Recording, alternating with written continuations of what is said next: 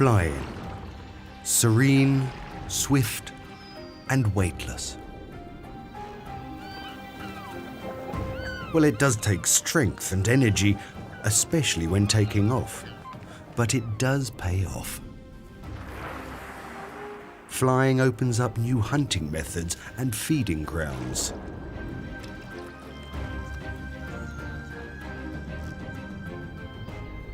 Flying also allows for safe nests at lofty heights. And most importantly, by escaping into the air, you can evade your enemies.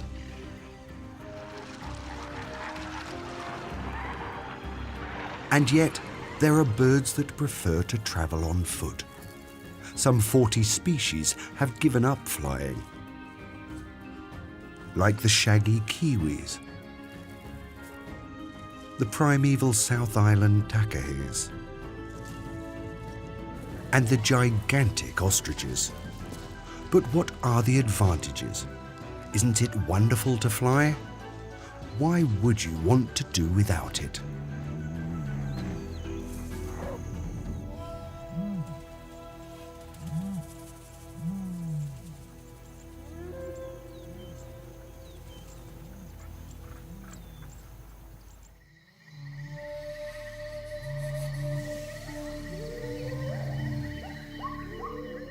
Everyone prepares for a new day in their own way.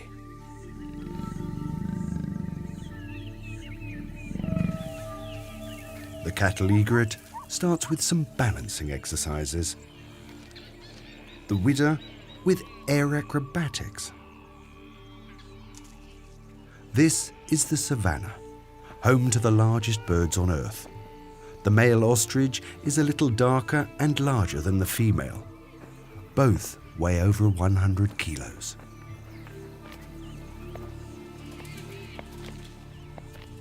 They share the herbage with many other grazing animals, and if there is any, the water too. Coming together as a mixed group has its advantages. Antelopes have excellent hearing, zebras have a great sense of smell, and ostriches have extraordinary vision. A panoramic view without even moving your head. Nothing escapes them from a height of 2.5 meters. They do in fact have the largest eyes of all land dwellers. The baboon is alone and not a threat.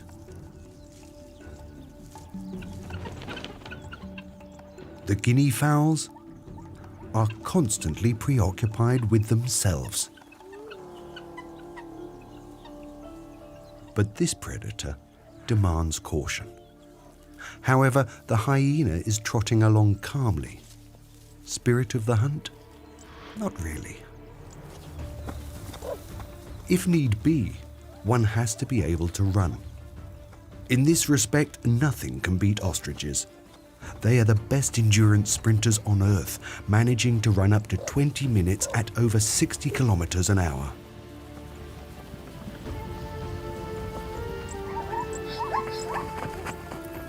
Swift legs made for escaping are vital in the savannah.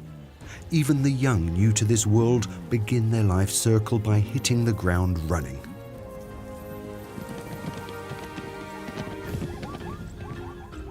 This is exactly where ostriches are at a loss. As birds, they lay eggs. And eggs, after all, can't run.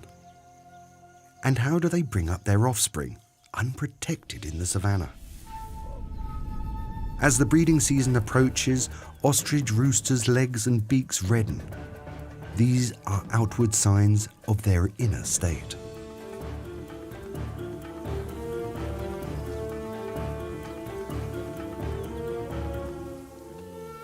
And now they become aggressive. It's necessary to mark out territory in which rivals have no business.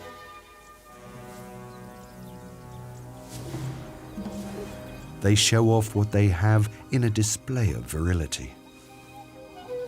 And if that doesn't do the trick,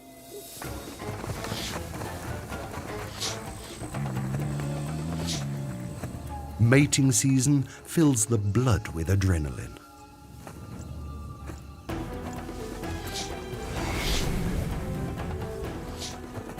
Ostriches are not alone in feeling the rush of its effects.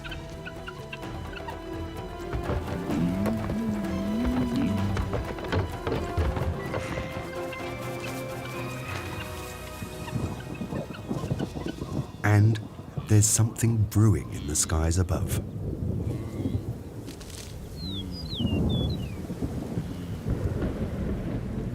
They all seem to know what's coming.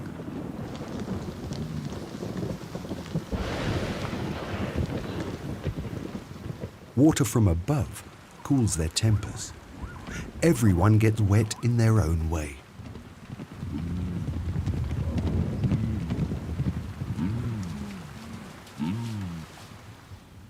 The rivalries are flushed away.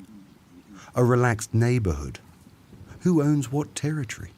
That all now seems resolved. As often in early summer, the shower doesn't last long. The weather is extremely variable.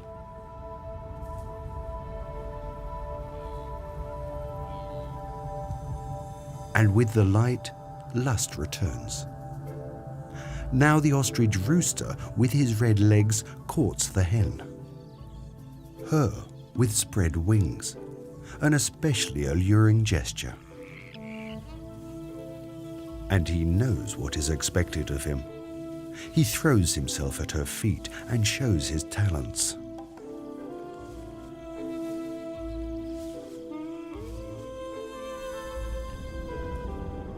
He cries out with all his might, offering himself up as her partner.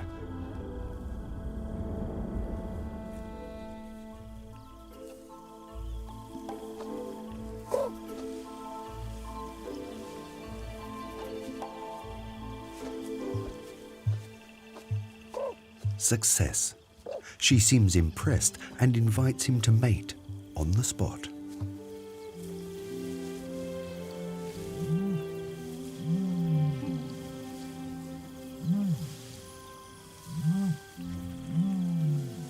It's not always this energetic and long-lived, but these two seem to be made for each other. The only question is, for how long?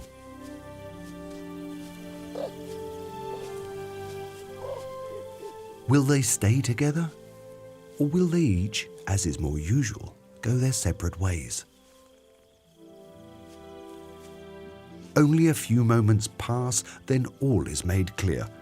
With trembling wings, both of them signal their intention to give it a go together. It almost looks as if the two of them want to tie the knot.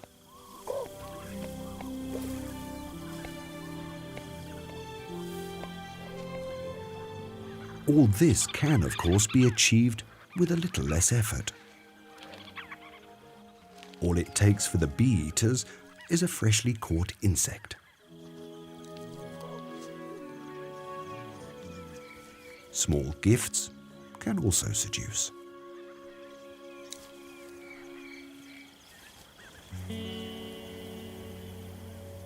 The ostrich couple have built their nest in the meadow. Just a hollow in the ground, nothing more. The first egg already wants to see the light of day.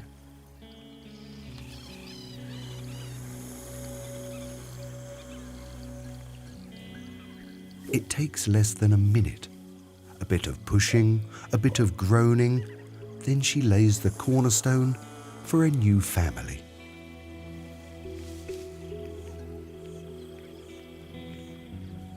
All has been set in motion, and everything seems to be on track. Every other day she lays another egg, and the hollow in the ground is filling up. As a nest owner, she can be pleased. Her work is done.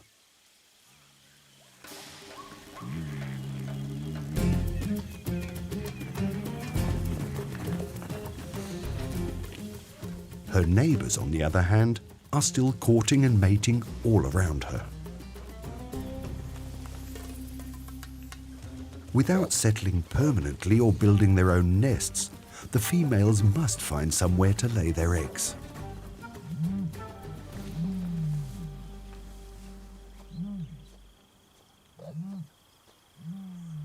And so it happens that the nest owner in this meadow receives some company. Lady visitors from the vicinity. And since the visitor is also carrying eggs, trouble is in store. Now there are another two who also want to offload their eggs.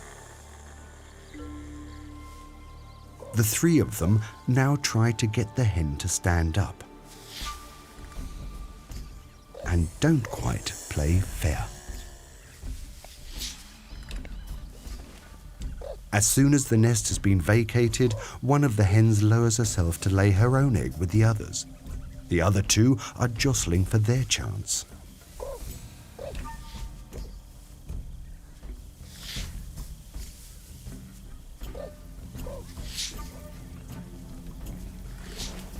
Done.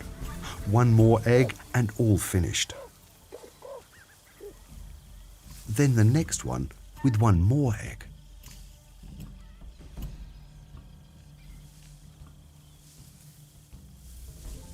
And finally, the last one, a third egg. And they're off. This adds up to 20 to 30 eggs, those of the visitors and her own. Far more than the hen could have laid herself. And now the actual brooding starts. Rooster and hen both take turns. She has some time off now to stretch her legs and above all to eat. Grass seeds, insects, everything is added into her throat pouch unchewed.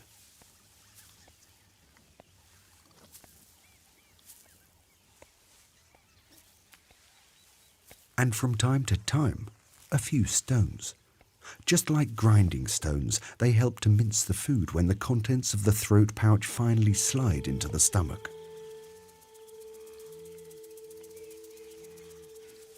Lunch break is over.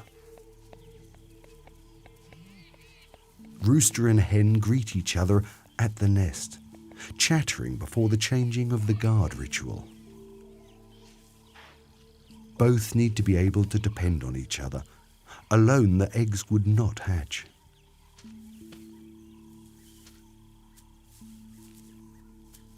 The nest needs shade from the hot sun and warmth in the cold nights. The eggs should also be rolled and moved from time to time.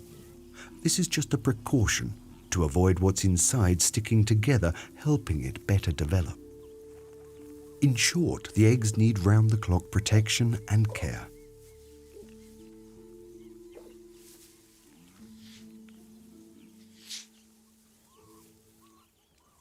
The rooster now has a few hours off and uses them for an extensive search for food. He strips the grass clean of seeds, which is more useful than pecking at the ground.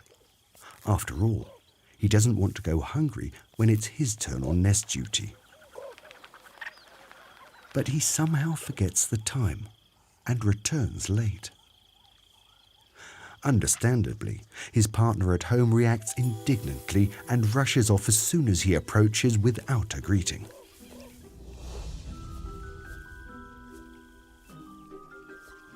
First off, he has to solve a puzzle and fit as many eggs as possible under his plumage.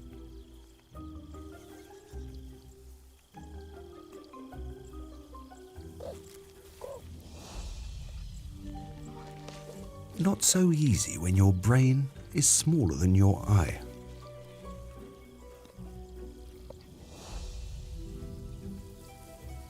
One last adjustment.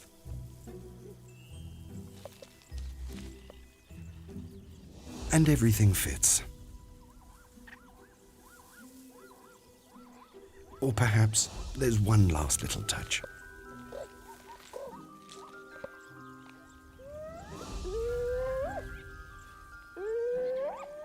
Eggs outside of the nest are in jeopardy. Their chance of developing is lower, and there is also interest from other parties.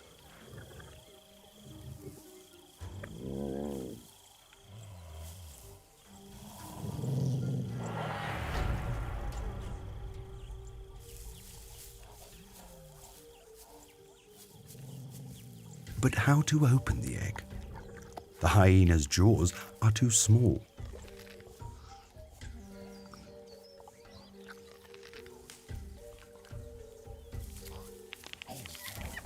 A bit of football might help. And a goal. One crack in the shell and it can be pried open with the teeth.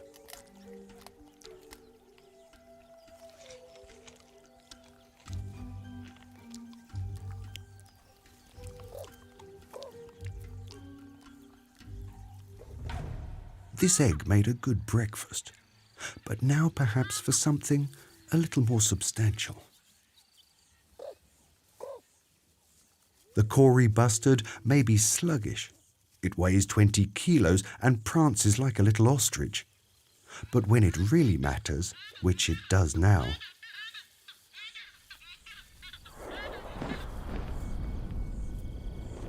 it simply takes off.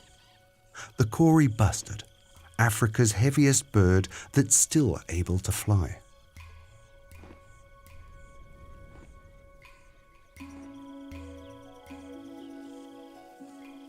That's something ostriches can only dream of.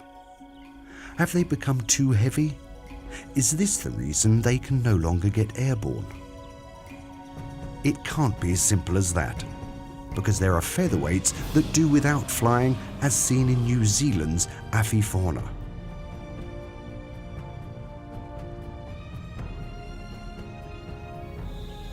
New Zealand is not only a magnificent place on Earth, but is also highly volatile. Hot springs, volcanoes, and earthquakes are a testament to the tectonic forces beneath. 70 million years ago, these forces separated New Zealand from the Australian continent and drove it into the Pacific Ocean like a gigantic raft.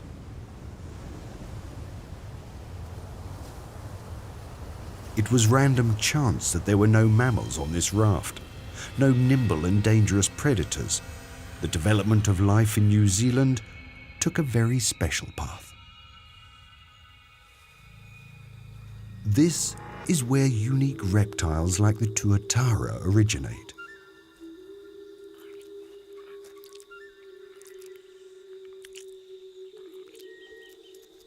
This is also where giant insects crawl through the undergrowth.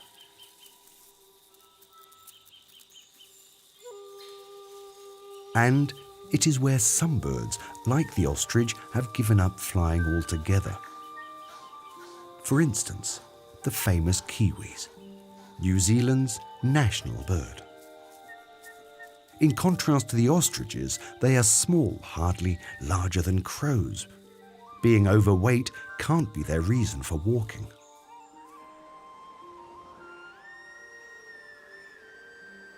At night, and under a full moon and a low tide, kiwis like to trek to the beach, where there are plenty of larvae and eggs in the sand. And this shows why they gave up flying. Wings are useless when it comes to poking in the ground for larvae and worms. And when there are no dangerous predators around, there's no need for an aerial escape. For the kiwis, walking pays off.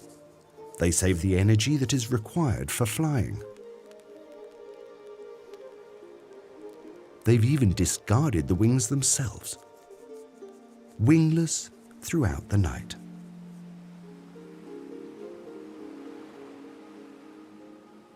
Their little trip to the beach is coming to an end.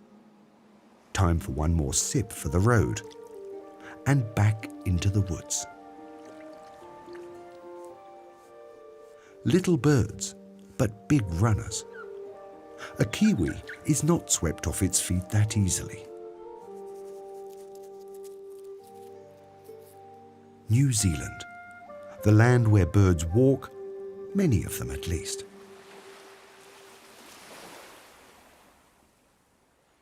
The Waker rail could, in terms of size, easily fly off into the air, yet going on foot is more useful.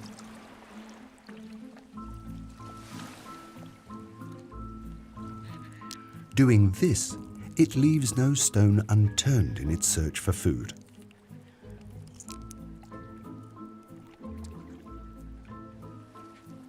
Eventually, it finds the meagre remains of a mussel.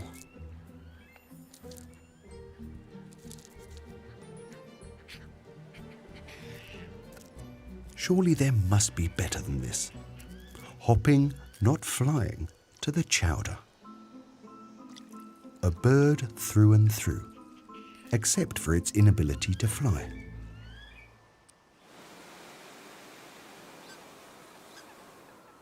The takahe hides in high tufts of the tussock grass. An especially primeval bird whose ancient roots are visible in its appearance.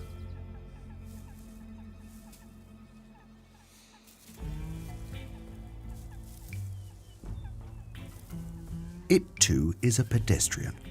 Just like the kiwi, it picks its food off the ground. It is a grazer and so well-mannered that it uses its feet to eat. And since again there are no predators, there's no need to fly.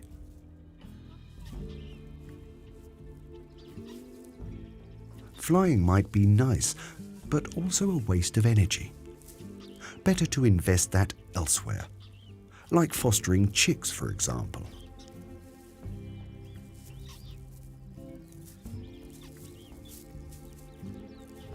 New Zealand's examples show that with a lack of predators, even running is an option for birds.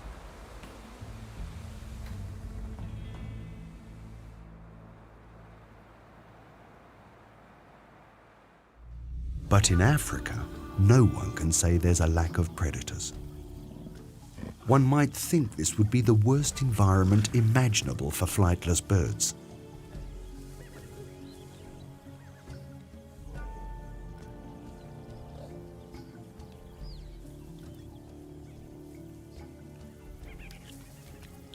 The caracal even hunts flying birds by leaping high into the air.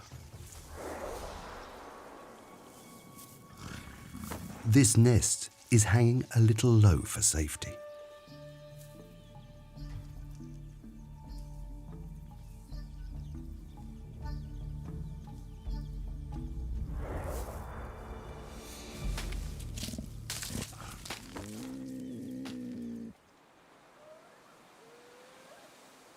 The savannah, with its powerful predators and flightless ostriches. How does this add up? This ostrich and its mate have made it unscathed so far. Rooster and hen have taken turns. Over 20 eggs in the nest. This could be a successful breeding season. Could. The darkness is particularly filled with danger.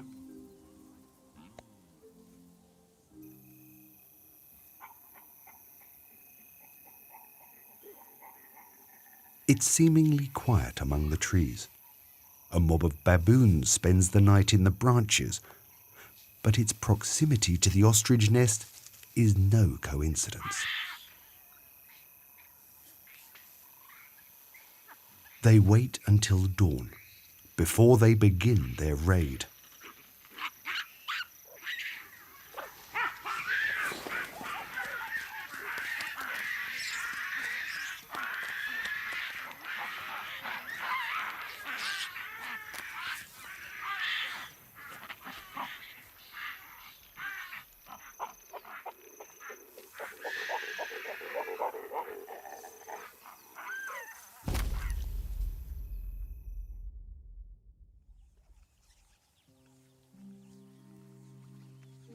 The light of day reveals the full extent of the damage.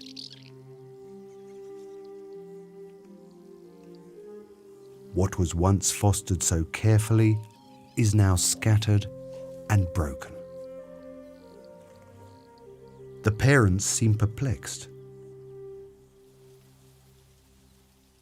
but others are enjoying it. This egg frenzy goes on for hours. Scooping with one hand, well-mannered with delicate fingers. By all means, greedy. But others also want a piece of the action.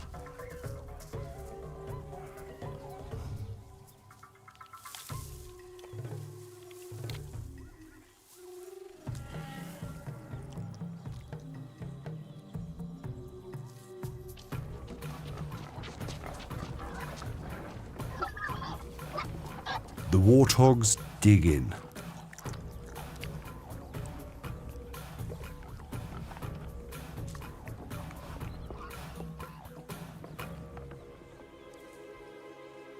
But now it makes its entrance.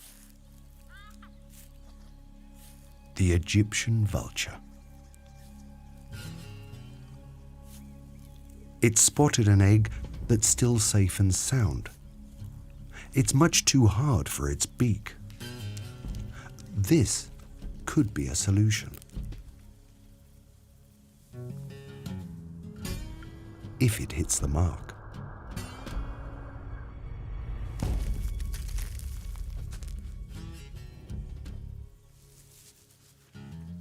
The next throw is too weak, but its choice of method and tool was instinctively correct.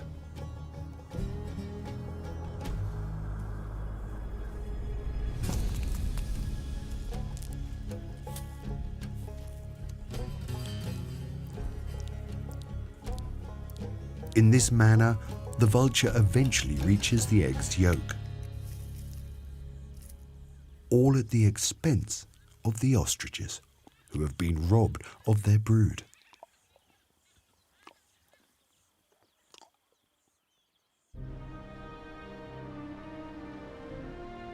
The Kiwis and others must have it better, or so you might think in New Zealand's bird paradise without enemies or egg thieves. Which is how it was until 1,000 years ago, when seafarers discovered the country and they in turn brought others along on their ships. It wasn't long until the stowaway rats had conquered the whole archipelago, facing no rivalry and finding prey in abundance. The Kiwis were hit hardest of all, as they, like the rats, are nocturnal.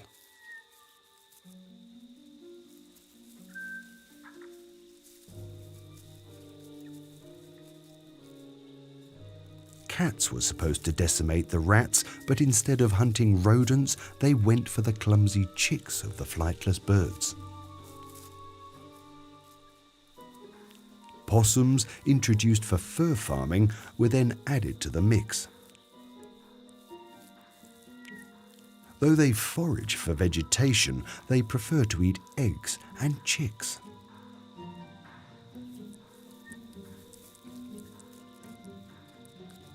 With this, bird paradise turned to hell for flightless birds.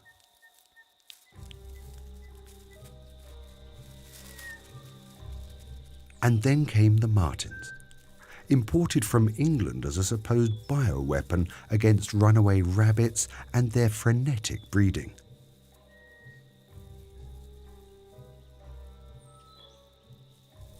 Sadly, the result was the same.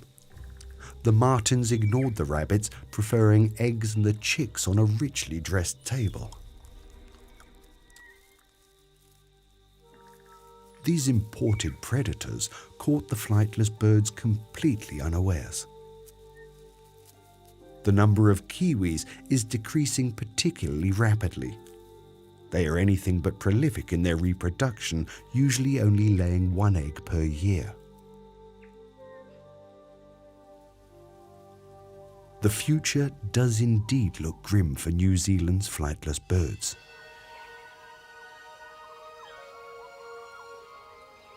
But what is different in Africa? Despite the raids and egg theft, ostriches are not widely considered as endangered. There are losses, of course. Both have completely lost their young to a troop of monkeys. This year they are left bereft, with no chicks. Yet unlike in New Zealand, these ostriches are consistently able to make up for their losses. Our couple have their own success story. The first chicks have hatched and more are to come.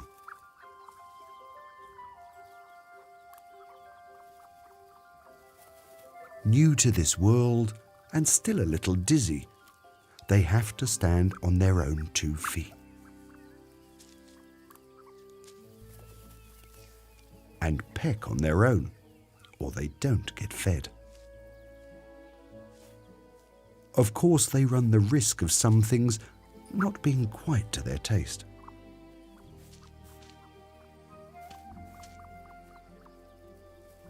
The smallest chicks in nature compared to the size of their parents. And the parents have their hands full. In addition to the chicks bustling around them, they also have to protect the other eggs and keep them warm. Having offspring in eggs forces the ostrich couple to settle down.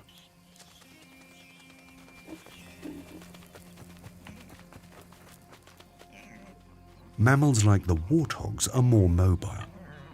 At first carried inside, after which it simply runs alongside. Self-service guaranteed.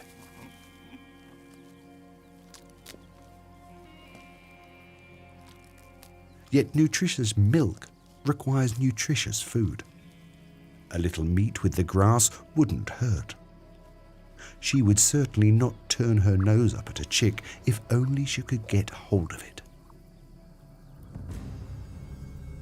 This applies to pure carnivores, like jackals, all the more. Here they are the main predators of the ostrich chicks.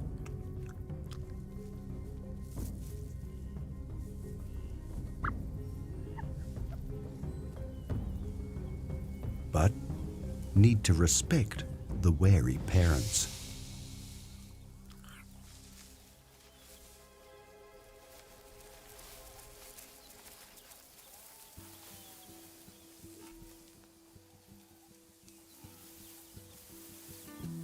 Now the ostriches are on the move as well, having left their nest for the last time. The group of chicks is almost invisible in the grass, and one parent always keeps an eye on their surroundings, and a pebble in between to help with digestion. A small pebble.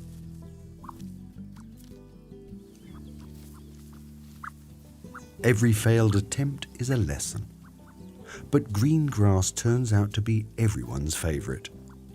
These hungry chicks won't stop foraging.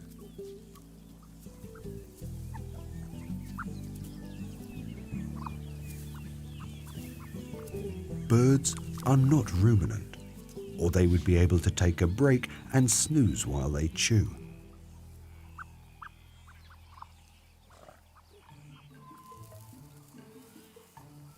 Rubbish collection takes place from time to time.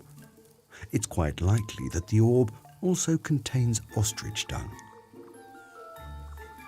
Walking is much better on the road.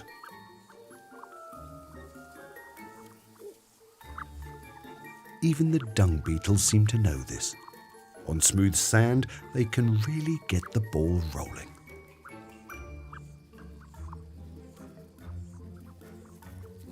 There's heavy traffic.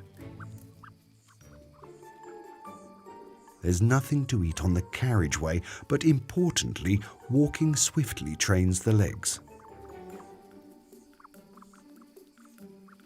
If you can keep up. This little straggler is having a hard time, but the parents are patiently waiting. They know that the road is dangerous for youngsters, less due to traffic than the lack of cover of the grass.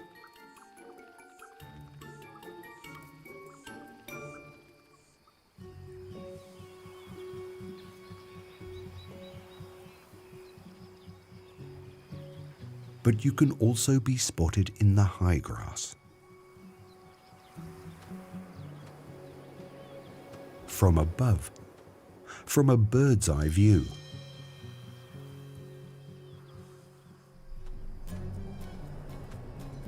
the parents summon the flock of chicks.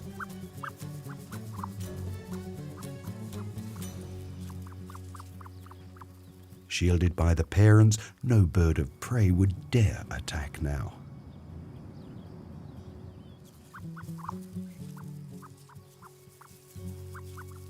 The chicks' top priority: stick together. Straying from the group can lead to an unhappy ending. But when there's new things to be found, and you stray ever further, and suddenly you don't know where you are.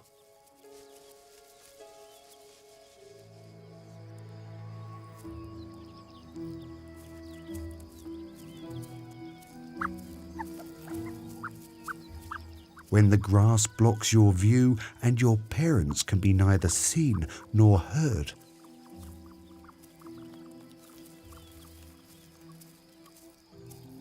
This won't end well.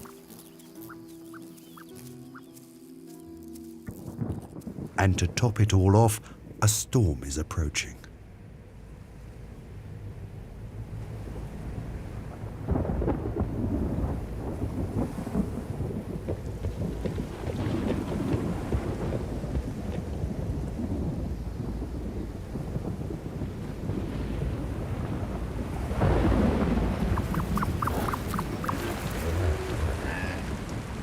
The other chicks are lucky that cozy shelter is nearby. The chicks' fuzzy plumage is all but waterproof.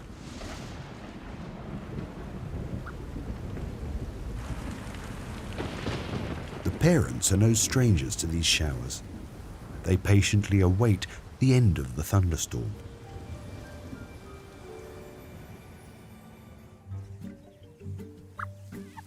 Can we go now? It's too soon.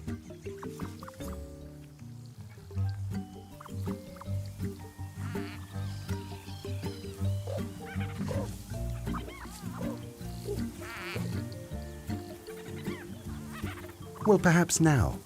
Now!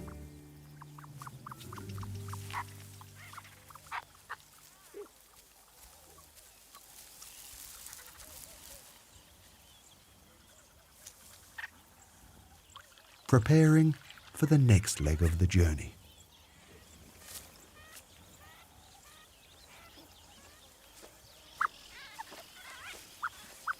A family with many children. Do they know that one is missing?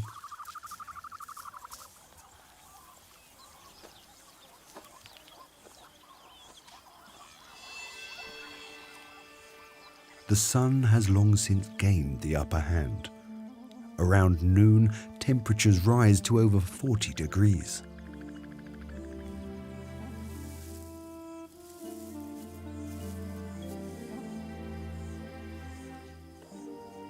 The lost chick survived the storm, but it's been weakened. Scorching heat is burning down on it. The end of a brief life.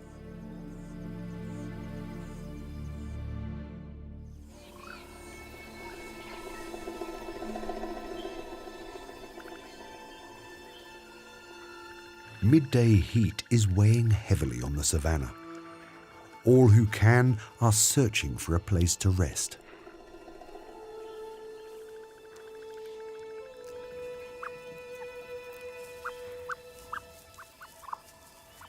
Even the chicks are now taking breaks more often.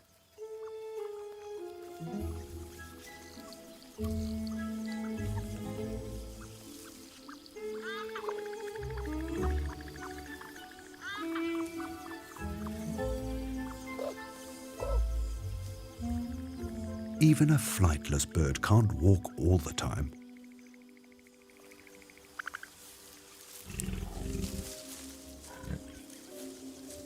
Something has caught this caracal's attention.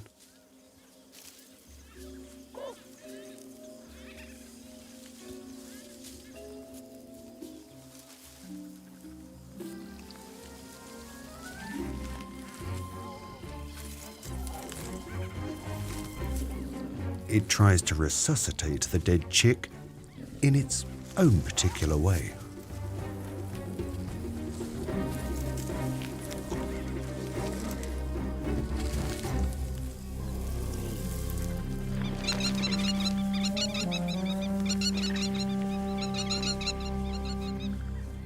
The crowned plovers are nervous and start to attack the ostrich couple. Strange, since the ostriches are not their enemies and the small plovers can do no harm to these giants. So why are they doing this?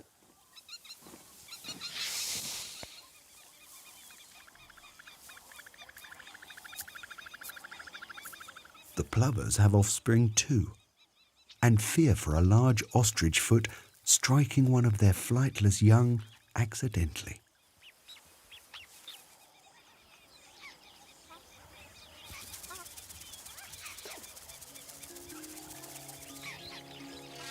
So far, so good.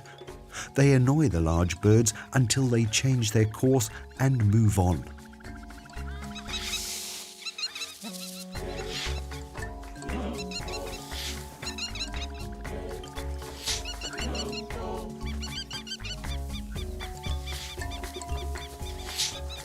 Exasperated, the ostriches head in a different direction.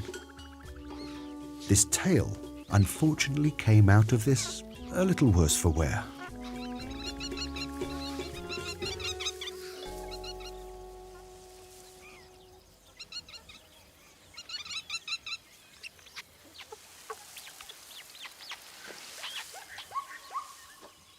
Ostrich chicks are defenseless, and their size makes them ideal prey,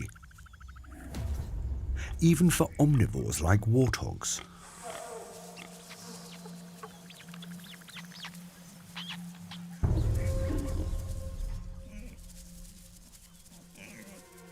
There's no question that danger is looming.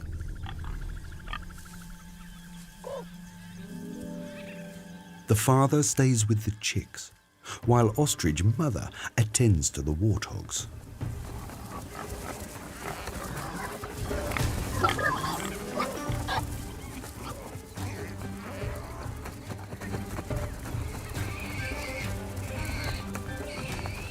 One kick from her could easily kill them, but they're saved by their agile turns.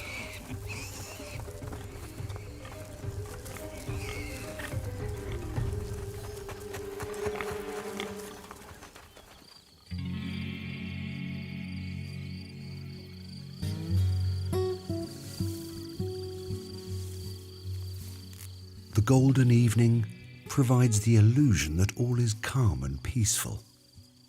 It is, however, the hour of the jackal.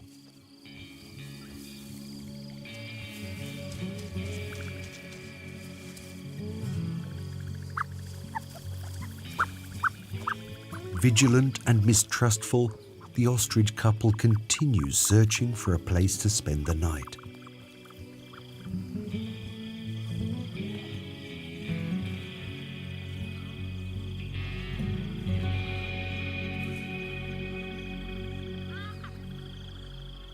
They dig out a hollow with their wings so their young can have safe shelter.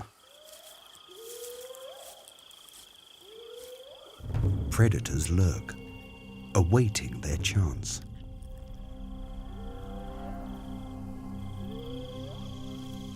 For the ostriches, it will be a long and watchful night.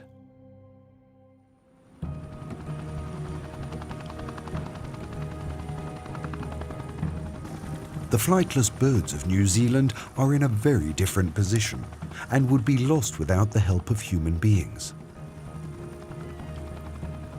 Many tons of rat poison are widely dispersed every year.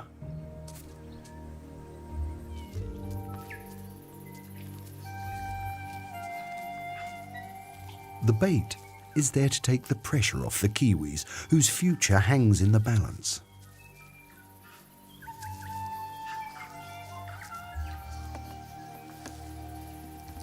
The marten issue is also being tackled with specially constructed traps. a chicken egg as visible bait along with some meat.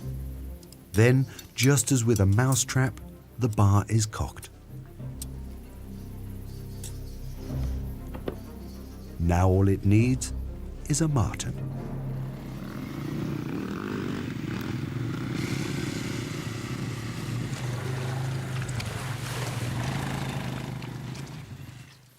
John and his Kiwi dog Jet are taking an entirely different tack.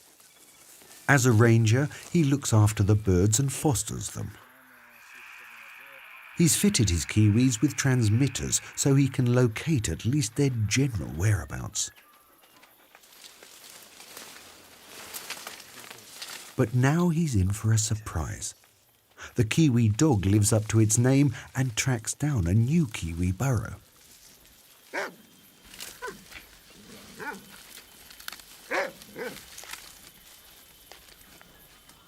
And it's even inhabited.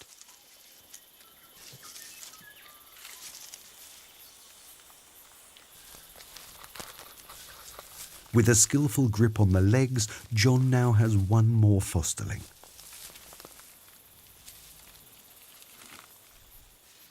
He first needs to calm it, and then weigh it. Almost 2 kilos. That's perfect. A healthy one too. And back into the den.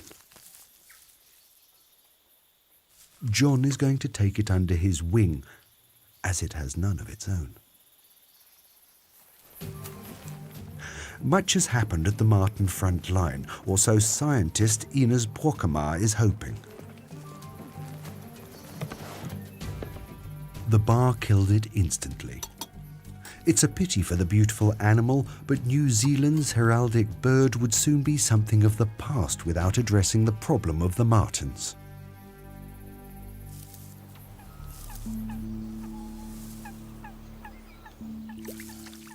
Without rescue measures, the takahe would also already be extinct. At first glance, it seems that these birds live in the wild.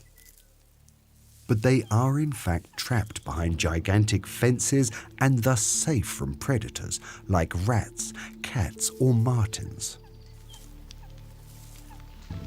Living behind a fence as if in a time capsule without foreign predators. In this way, New Zealanders are doing their best to save them from extinction.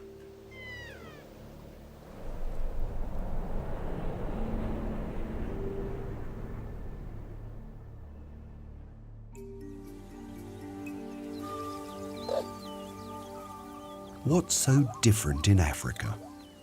What's the ostrich's secret? And why is their population status of so little concern in spite of feline predators, apes and hyenas?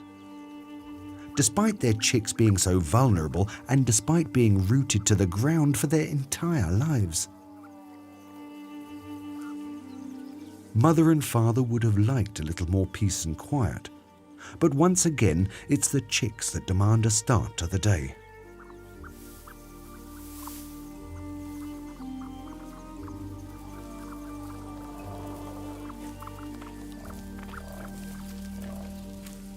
They want to head off, even if their parents aren't quite ready yet.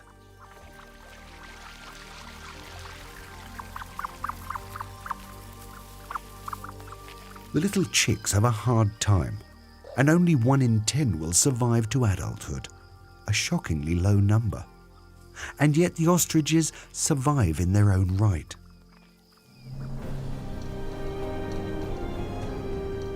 Their secret to success is in their past. Ostriches have a history spanning millions of years. They lost their ability to fly far back in the past, back when predators were small and harmless. They had nothing to fear from them. To the contrary, in fact. As predators became stronger, faster, and able to jump higher, they evolved in synchrony.